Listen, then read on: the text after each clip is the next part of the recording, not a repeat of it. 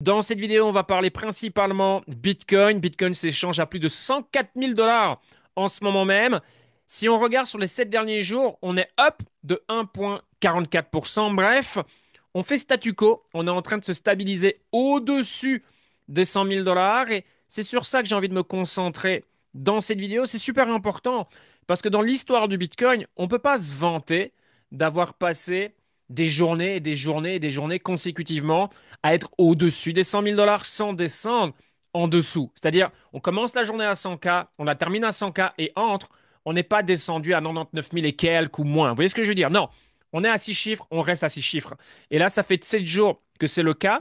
Et on peut voir que le sentiment du marché, il est ce que je vais appeler boring. Les gens ouais, sont là en mode off, ok. Et on a un Bitcoin à 104 000 dollars. Ça veut dire qu'on est à quoi? 5% de notre plus haut historique. C'est complètement fou. Alors certes, c'est vrai, le Fear and Greed a évolué. C'est normal avec l'accélération qu'on a connue, allez, on va dire ces 3 dernières semaines sur le Bitcoin. Et on peut le dire, les altcoins ont très bien suivi. On peut voir que le Fear and Greed est maintenant à 69, hein. On était à 20 il n'y a pas si longtemps. D'accord? On était début avril. Voilà, c'est vraiment là où on a atteint des niveaux de peur plus. C'était début avril. Donc c'était quoi? Il y a un mois. Donc on est passé du rouge au vert. En même temps, Bitcoin, il est passé de un peu moins de 80 000 dollars à plus de 100 000 dollars. Il a pris 20K, comme ça. D'accord? Sans pour autant éveiller la curiosité des gens qui ne sont pas encore sur le marché crypto. Alors j'imagine, il y a quand même quelques personnes qui sont arrivées ces derniers jours, ces dernières semaines. Mais de manière assez générale, les gens qui buy, c'est des gens comme vous et moi. Vous voyez ce que je veux dire? Des gens qui sont déjà sur le marché. Enfin, si vous êtes sur le marché, bien évidemment. Donc voilà, en ce qui concerne Bitcoin, moi je trouve ça que c'est un signe très positif. Après une telle montée, on se stabilise très bien. Alors bien évidemment, la question à 1 million d'euros, ben voilà, est-ce qu'on va monter ou est-ce qu'on va descendre? Personne n'a de boule de cristal, bien évidemment. Le plus important, c'est d'avoir une vision moyen-long terme. Et voilà, pour moi, et ça fait des semaines maintenant, le scénario le plus probable, c'est d'aller faire de nouveaux plus hauts sur le Bitcoin et de suivre attentivement, bien sûr, la dominance Bitcoin. Parce que si on va vers de nouveaux plus hauts, là, dans les prochains jours, dans les prochaines semaines, idéalement, le but, c'est de faire de nouveaux plus hauts historiques sur ce mois de mai pour qu'on confirme qu'il y a de ça une semaine en arrière, les 64-65% au niveau de la dominance Bitcoin, c'était le top. Ce qui serait forcément une énorme nouvelle, une bonne nouvelle pour les altcoins. Ça voudrait donc dire que les altcoins peuvent davantage performer que le Bitcoin contre l'USD. C'est ce qu'on attend depuis plusieurs années maintenant. OK? Donc voilà la situation en ce qui concerne Bitcoin. Comme je l'ai dit, c'est pour moi très intéressant après une telle montée. On n'a pas pour autant éveillé la curiosité. La masse n'est pas en train d'arriver. C'est pas comme si on regardait les applications style Coinbase, Robinhood, pour ne citer que ça, qui sont en train d'exploser dans App Store ou Play Store. Non. Les gens s'en fichent. Et comme je l'ai déjà dit, je pense que Bitcoin va devoir. C'est comme si Bitcoin devait faire ses preuves. Bitcoin va devoir faire de nouveaux plus hauts pour réellement intéresser monsieur et madame tout le monde. Parce que ça, à partir de ce moment-là, il y aura beaucoup plus d'impressions sur Internet, sur les réseaux sociaux. Ce que je viens de voir, il y a un tweet qui m'a fait rigoler en faisant référence aux influenceurs sur YouTube ou sur les réseaux sociaux qui étaient effacés, qui reprennent du service, ou qu'on était supprimé des vidéos où ils étaient Ah, Berry, c'est la fin du monde, et maintenant ils gardent les dernières vidéos. Ah, c'est bon, on est bullish. Donc voilà, tout ça. C'est encore relativement, vous voyez ce que je veux dire, relativement calme. D'ailleurs, je regarde les datas sociales de manière allez, journalière ou une fois tous les 2, 3 jours. On n'est pas dans une situation, il faut checker tous les jours non plus. Mais il n'y a pas réellement d'amélioration. Et encore moins quand vous avez un marché qui ne fait rien. Et c'est ce que le Bitcoin fait depuis 7 jours. Et encore une fois, très bien. Très bien. Se stabiliser au-dessus des 100K, si on nous avait dit ça il y a quoi? Il y a un mois en arrière, on aurait rigolé, hein. La plupart auraient rigolé, n'auraient pas cru au scénario. Quand on était à 80 000 avec une peur extrême. Regardez aujourd'hui où on est. Un mois plus tard, on est au-dessus des 100K, on se stabilise. J'ai pas fait le calcul, hein, ce serait intéressant de voir les journées consécutives là. Depuis qu'on est au-dessus de 100K, allez, depuis le 8, allez, ça fait quoi? Ouais, ça doit faire une semaine. Ça fait une semaine consécutive. On n'a jamais descendu en dessous des 100K. Je dis pas que ça va pas être le cas dans les prochains jours, hein. Mais si on regarde fin 2024 et début 2025, janvier, quand on a fait de nouveaux plus haut, il faudrait compter le nombre de jours consécutifs, hein, j'insiste, consécutifs, où on était à 6 chiffres. à l'ouverture et à la fermeture sans passer par la case 99, bref, 5 chiffres avant de clôturer à 6 chiffres. Bref, vous avez compris le message. Vous voyez ce que je veux dire? Donc voilà, très très bien ce qui se passe. Et voilà, j'insiste là-dessus. En même temps, les marchés, c'est pas Netflix, donc on est amené à répéter souvent la même chose, mais investir, c'est pas Netflix.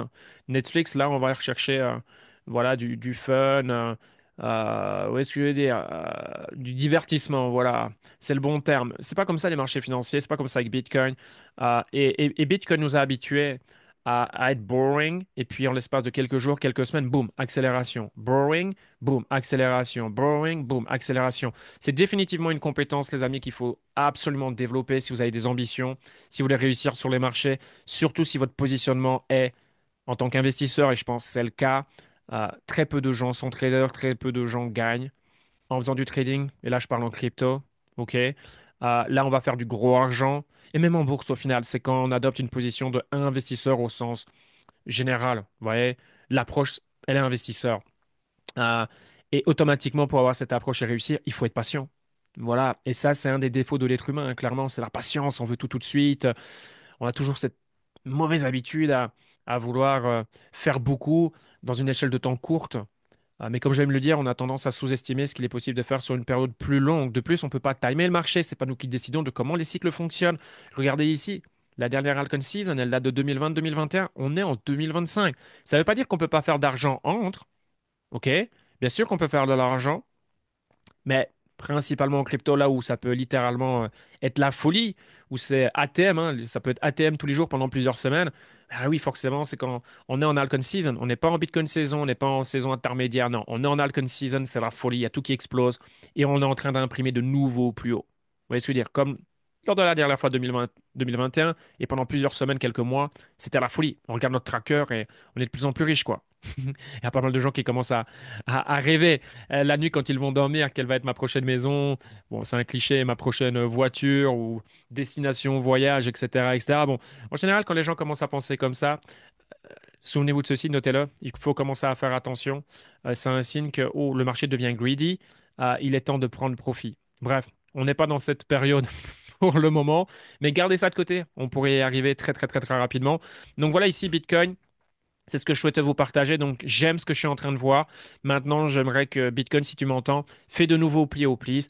Bon, après, si tu nous fais de nouveaux plus haut pour la Bitcoin conférence dans 2 semaines, alors là, ce serait magique.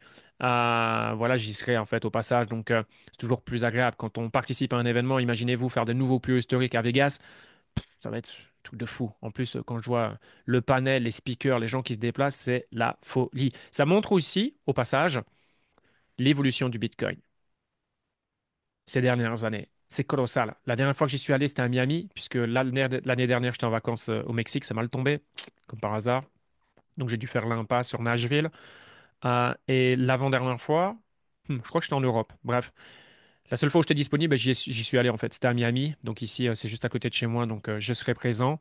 Et quand on voit qui se déplace, c'est un truc de fou. C'est là qu'on se dit, mais comment les gens ne comprennent pas? Comment les gens ne veulent pas comprendre? C'est fou. Mais bref, c'est comme ça. Donc, Bitcoin, si tu nous entends, please, Satoshi, fais-nous quelque chose. Je ne sais pas si tu peux influencer le cours du Bitcoin. Envoie-nous Bitcoin sur le nouveau plus à Las Vegas. Ça sera insane. Et puis, Ethereum, pour terminer ici. Ethereum, très bien, 2,5, qui se stabilise après une forte croissance, hein. Bon, ces 7 derniers jours, il beat Bitcoin. Brrr.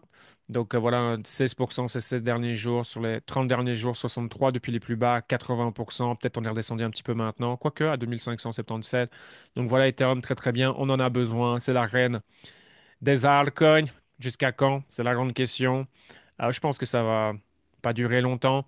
Je pense que Ethereum, peu importe ce qui va se passer, et il a perdu des points, hein. Qu'on s'entend bien à ça, comprenez-le, hein. Alors ceci que ça sera encore peut-être il va encore peut-être faire l'affaire. Donc on aura besoin d'un Ethereum qui fait de nouveaux plus hauts pour aller en Altcoin Season, même si je pense qu'on peut aller en Altcoin Season avant même qu'Ethereum fait de nouveaux plus hauts. Ok, le marché peut s'accélérer, etc. Et on part. Mais je pense que après, j'ai du mal à voir un futur pour Ethereum, sincèrement. D'accord? Alors, j'ai déjà parlé plus deep, si on peut dire, au sujet d'Ethereum, mais c'est principalement dans mon groupe VIP. Donc c'est pas contradictoire. Là, c'est juste que je me projette et je vois des chaînes attirer plus d'attention, plus de capitaux, plus de développement. Donc bref, à voir. Ce qui nous intéresse, c'est aujourd'hui. Et Ethereum, voilà une opportunité conservatrice. Elle était sur la table il y a de ça quelques semaines. Quand Ethereum était rentré à la maison, c'est une expression. XRP, à voir. Il y a pas mal de rumeurs autour de XRP. Curieux. De toute façon, c'est un peu le marché des cryptos, hein, c'est la jungle, on entend plein de trucs dans tous les sens, des rachats, des ceci, des cela. Je sais qu'après la Bitcoin conférence, il y aura la XRP conférence avec gars juste après. J'y assisterai pas, bien sûr, mais enfin, je dis bien sûr comme si je pouvais jamais y aller, mais bref, vous avez compris le message. Donc, XRP à suivre. Je suis très curieux de voir comment XRP va évoluer. Il faut savoir qu'à l'époque, moi, XRP, j'ai eu une leçon. Alors, certes, j'ai fait de l'argent. L'histoire s'est très bien terminée. Mais là, c'est là où j'ai appris. Au niveau des tailles de position, bon, XRP, hein, on va dire, était un peu trop important. Dans mon portfolio, à un moment donné, c'était littéralement ma banque. Donc, je considérais XRP comme l'euro. Donc, et on remonte à 2018-2019, hein, ok? Donc, ne m'en voulez pas. Aujourd'hui, c'est Bitcoin, on va dire. Mais ouais, à l'époque, voilà. C'était XRP. Après, l'histoire s'est très bien terminée. Bon, j'aurais espéré plus. Mais donc, voilà, XRP maintenant, pas mal, hein, depuis fin 2024. Donc, à voir. BNB Boring. Mais bon, techniquement 2024. Respect à ce token. Solana 172, ok, très bien. Petit à petit, sans faire trop de bruit, on peut le dire, hein. Solana est en train de pousser. Et puis Dogecoin, voilà, Dogecoin, meme coin numéro un dans le tableau market cap. 16% ces derniers jours.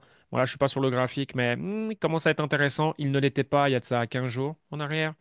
Je le disais, moi, et Dogecoin, non, à surveiller. Là, ça redevient intéressant. D'ailleurs, si on le verra dans d'autres vidéos, mais le total market cap, il est pas mal. Donc voilà, ça montre des signes intéressants pour les altcoins, pour les cryptos. Et puis, bien sûr, mon altcoin préféré, on va dire, parce que c'est le plus important de mon portfolio, suit. 0,85, fait pas grand-chose ces derniers jours, mais en même temps, il a très bien pumpé ces 3 dernières semaines, prenant plus de 100%, allez, 105%, quelque chose comme ça. Puis on est monté à plus de 4 dollars et il est descendu à en dessous de 2 dollars, donc même un petit peu plus. Donc, suit très très bien.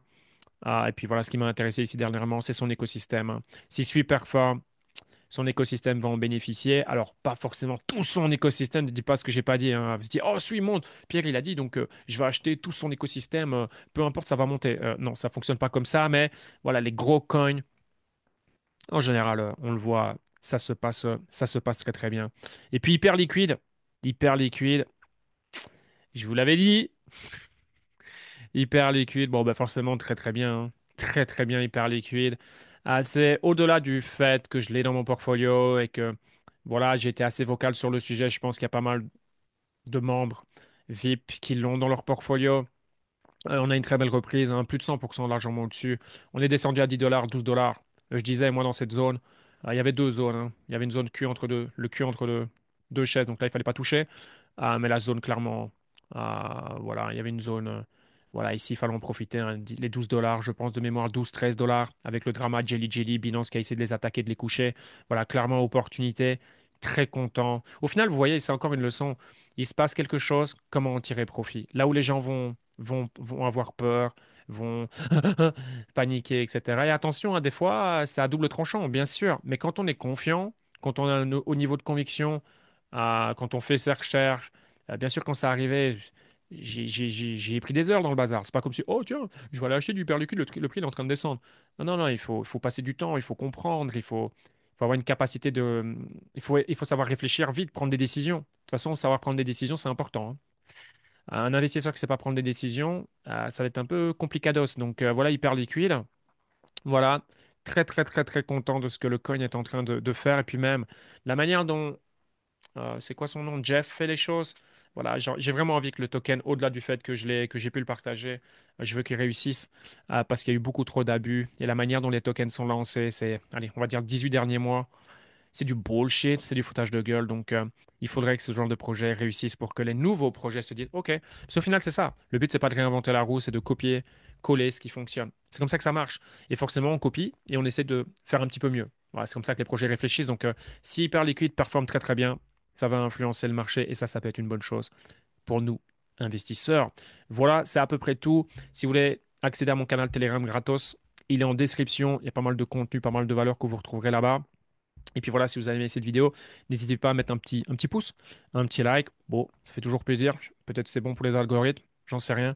Et n'hésitez pas à partager si vous trouvez que ces vidéos ont de la valeur et peuvent être intéressantes pour d'autres personnes qui s'intéressent de loin ou de près au marché ou que vous estimez devraient s'intéresser, puisqu'au final, tout est que question d'information et d'éducation, ni plus ni moins. Et aujourd'hui, mon but, c'est d'influencer positivement un maximum de gens à investir et de comprendre Bitcoin et les cryptos. Oui, Bitcoin et les cryptos sont deux choses différentes. Déjà, si tu comprends Bitcoin, c'est très très bien. Et les altcoins, le marché des cryptos, voilà, c'est en parallèle.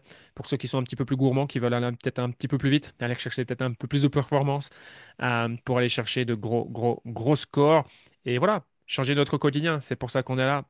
Avoir un meilleur lifestyle et si possible, aller chercher l'indépendance financière. Sur ce, je vous souhaite une excellente soirée, un excellent week-end et à la prochaine.